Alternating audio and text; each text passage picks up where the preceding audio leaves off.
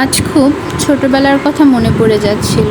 ছোটোবেলায় যখন বন্ধুরা মিলে আম ভর্তা করতাম, তখন সবার আগে কে বটি দিব, কে মরিচ দিব, কে লবণ দিব, কে আমটা কাটবে, এটা নিয়ে তুমুল ঝগড়া করে তারপর অবশেষে আম ভর্তা করতাম।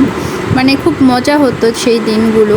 এখন আর এত মজা করে আম ভর্তা করেও সেই মজাটা খুঁজে পাই না, যে মজাটা বন্ধুদের সাথে হতো।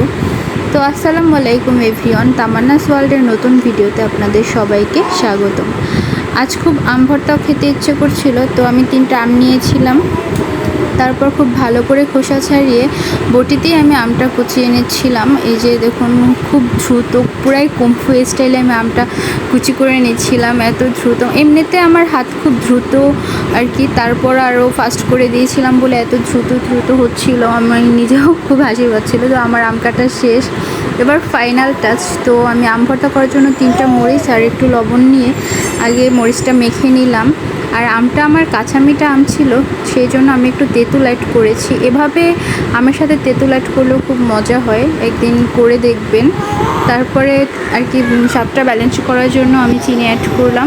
তারপর খুব ভালো করে কচলিয়ে মেখে নিলাম। মশলাটা যত ভালো আমের সাথে মাখা হবে, তত ভর্তাটা বেশি টেস্ট হবে। আর আমি একটু পানিও অ্যাড করে নিয়েছিলাম, কারণ আমের ভর্তা যেমনই হোক না কেন, ঝোলটা খুবই আর কি মজার হয়। এই যেমন ছেলেবেলার কথা বললাম না, মনে পড়ছিল ছেলেবেলায় আম ভর্তা কম বেশি যে খাই না খাই, ঝোলটা নিয়ে আর কি লেগে যেত। মানে খুব ঝোলটার জন্য সবাই খুব ঝগড়া। তো আমার আম ভর্তা করা শেষ। এই যে এত মজা হয়েছিল ভর্তাটা, কি বলবো। আপনারাও একবার টেস্ট করে দেখবেন তেঁতুল দিয়ে আম ভর্তা কেমন হয়। আর থ্যাংক ইউ সো মাচ সবাইকে আমার ভিডিওটা ধৈর্য সহকারে দেখার জন্য।